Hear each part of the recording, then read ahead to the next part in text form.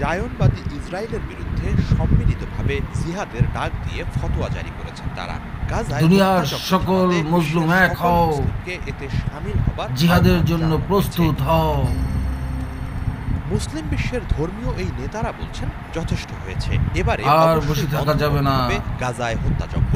ফতোয়া অনুসারে গাজাবাসীকে রক্ষায় আরব ও গাজাবাসীকে রক্ষা করতেই হবে, ইসরায়েলকে নিপাত করতেই হবে, ইসরায়েলকে ধ্বংস করতেই হবে। ইরানের রাষ্ট্রীয় সংবাদ মাধ্যম কিভাবে মানুষকে মারছে ইসরায়েল। আন্তর্জাতিক সংস্থা আর বসে থাকা যায় না। মুসলিম স্কলার্স IUMS এর পক্ষ থেকে এই থাকতে পারি না আমরা। জারি করা হয়েছে।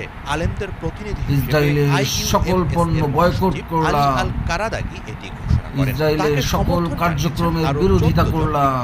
ইসলামী পণ্ডিত কারাদাগি মধ্যপ্রাচ্যের গাজা স্বাধীন না হওয়া পর্যন্ত ইসরায়েলের